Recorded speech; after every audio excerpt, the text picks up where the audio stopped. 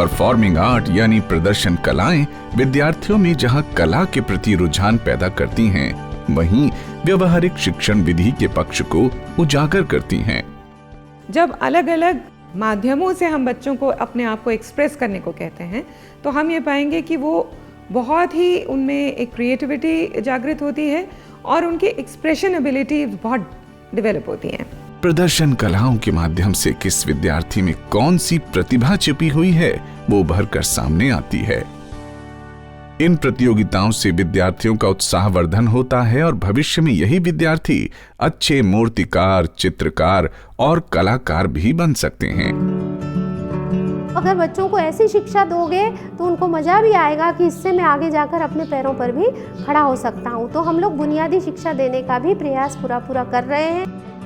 क्या संगीत, चित्रकला, नाट्यकला, मूर्तिकला आदि का शिक्षण, अधिगम या सीखने से कोई संबंध है? अनेक अध्ययन में ये पाया गया है कि विज्ञान के क्षेत्र में सामान्य वैज्ञानिकों की तुलना में नोबेल प्राइज पाने वाले वैज्ञानिकों में विभिन्न कला गतिविधियों के प्रति 3 गुना अधिक रुझान रहता है। उदाहरण के रूप में संगीत को लीजिए। संगीत का आधार बहुत कुछ गणितीय है। संगीत की किसी एक धुन को बनाने में कुछ नियमों का पालन करना पड़ता है, उसी तरह जैसे कि किसी वैज्ञानिक समीकरण को संतुलित करना होता है। ता, तिन, ना, तित, तिट, तिन, कत, घे, घ,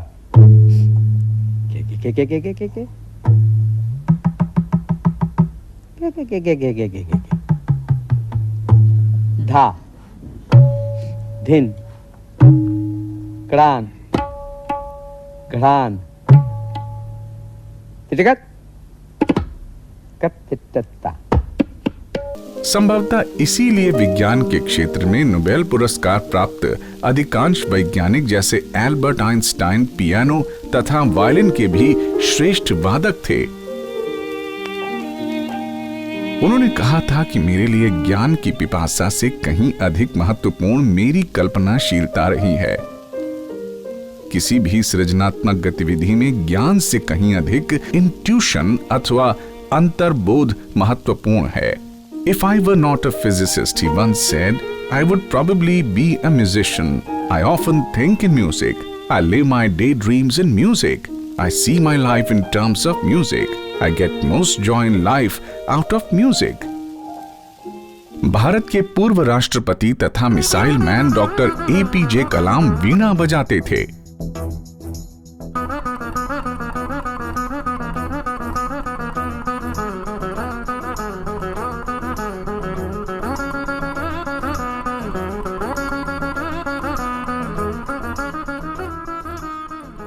जर्मन वैज्ञानिक ऑगस्ट कैकुले को बेंजीन की संरचना का ध्यान एक सर्प के अपनी ही पूंछ को पकड़ने के प्रयास की वृत्ताकार कल्पना से आया। संगीत के क्षेत्र में भी बहुत प्रतिभावान रहे हैं, क्योंकि संगीत व्यवस्थित रूप से किए गए चिंतन का ही परिणाम होता है। किसी चित्र या मूर्ति या संगीत की धुन या किसी नाटक की स्क्रिप्ट का सृजन वैसी ही रचनात्मक गतिविधि है जैसे कि विज्ञान का कोई प्रयोग। विज्ञान के प्रयोग की भांति इन विधाओं में भी किसी रचना को कई खंड में तार्किक दृष्टि से जोड़ना होता है। सुप्रसिद्ध वैज्ञानिक गैलीलियो ने वीणा जैसे ही एक पश्चिमी वाद्य यंत्र ल्यूट में ये पाया कि उसकी तारों को चाहे जितना भी जोर से बजाया जाए, उसके स्वर नहीं बदलते हैं, परंतु जैसे ही तार की लंबाई बदलती है, उसका स्वर भी बदल जाता है। गैलीलियो के ही पिता ने यह सिद्ध किया था कि किसी भी तार वाले यंत्र जैसे वीणा, सितार, वायलिन, गिटार आदि के संगीत के स्वर तार पर पड़ने वाले तनाव के वर्गमूल पर निर्भर करते हैं। जहां एक ओर कोई कलाकार अपनी कला का प्रदर्शन किसी स्टेज पर दर्शकों के सामने करता है, वैसे ही वैज्ञानिक भी अपनी रचनात्मकता का प्रदर्शन किसी कॉन्फ्रेंस या सेमिनार में करते हैं। वैज्ञानिकों के लंबे समय प्रयोगशालाओं में कार्य करने के बाद प्रदर्शन कलाएं जहां उन्हें एक प्रकार का मानसिक विश्राम देती हैं, वहीं दूसरी ओर एक भिन्न प्रकार की सृजनात्मकता भी प्रदान करती हैं। अधिकांश पश्चिमी देशों में प्राथमिक स्तर की कक्षाओं में किसी न किसी प्रकार के वाद्य यंत्र या गायन को सीखना अनिवार्य होता है। संभवतः इसलिए भी बहुत से वैज्ञानिक संगीत में भी रुचि लेते हैं। सामूहिक गीत भी लोगों में एक अन्य प्रकार का प्रभाव उत्पन्न करते हैं। उदाहरण के लिए जब हम समूह रूप में राष्ट्रगीत, राष्ट्रगान अथवा कोई प्रार्थना या कोई देशभक्ति गीत सभी मिलकर गाते हैं तो उसमें एक अलग प्रकार की ही भावनाएं, उमंग या जोश भर जाता है। भारत माता की। बाल सभा में माह के चौथे शनिवार को परफॉर्मिंग आर्ट या प्रदर्शन कलाओं अथवा कार्य शिक्षा का आयोजन होता है। यह प्रतियोगिता सदनवार होती है। माह की थीम के आधार पर प्रत्येक माह में अलग अलग सदन अलग अलग गतिविधियां कर सकते हैं, जैसे लघु नाटक। आप ये पहले दिन भी तो बता सकते थे कि ये गुड़ ना खाए। बेटी मैं कैसे बताता, पहले मैं भी बहुत गुड़ खाता था। इन 3 दिनों में मैंने भी गुड़ खाना छोड़ दिया। जो काम हम स्वयं नहीं कर सकते उसके लिए हमें दूसरों को प्रेरित नहीं करना चाहिए। बापू की जय, बापू की जय। बेटा ये लो तुम्हारा टिफिन। इसके अंदर क्या है? पालक की भाजी और रोटी। अच्छा, पालक की भाजी? हाँ। मुझे पालक की भाजी नहीं चाहिए, मुझे बिल्कुल अच्छी लगती। मुझे पैसे दे दो आप। मुझे पैसे चाहिए, मुझे पैसे चाहिए। अरे भैया शाम ना दो आप।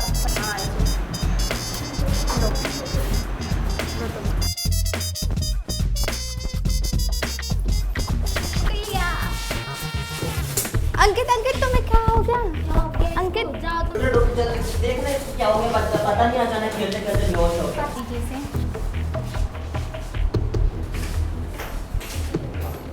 आप कौन है? मैं इसका स्पोर्ट्स टीचर। इनकी मम्मी को बुलाकर लाए। क्यों बेटा, आज तुमने खाने में क्या खाया था? आज मैंने चाउमीन खाई थी। क्यों, आप इसे खाना क्यों नहीं देती हैं? हम तो मना करते हैं, ये मानता ही नहीं है। बाहर का खाना खाता है, घर का खाना देते तो खाते ही नहीं है। बेटा, आप बाहर का खाना क्यों खाते हो? टेस्ट नहीं लगता इसीलिए। बेटा, बाहर का खाना सेहत के लिए बहुत हानिकारक है। हमारी सेहत के विकास के लिए पौष्टिक तत्व, वसा, कार्बोहाइड्रेट, प्रोटीन, खनिज लवण, विटामिन, ये सब अत्यंत आवश्यक होते हैं। और ये हमें किससे प्राप्त होते हैं? रोटी, चावल, दाल, सब्जी, दूध, अंडा, ये सब खाने से हमें क्या प्राप्त होते हैं? पौष्टिक तत्व। लोकगीत,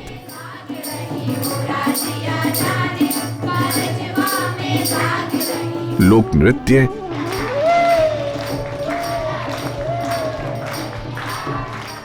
विज्ञान के मॉडल, माटी कला, मूर्ति कला, चित्रकला, हस्तशिल्प, क्राफ्ट आदि। परफॉर्मिंग आर्ट्स में मैं और उल्लेख करना चाहूँगी कि इसमें बच्चों में नृत्य, नाटक, जो विभिन्न प्रतिभाएं हैं वो भी उभर कर आएंगी। हमारे बच्चों को ये पता होना चाहिए कि उनका भविष्य न सिर्फ पढ़ाई से बन सकता है, पर जो उनकी रुचि है वो ये विषयों का चयन कर भी आगे जा सकते हैं। उद्देश्य ये होना चाहिए कि सदन के सभी विद्यार्थियों को गतिविधि में भाग लेने का अवसर मिले, अर्थात गतिविधि सामूहिक हो, न कि एकल।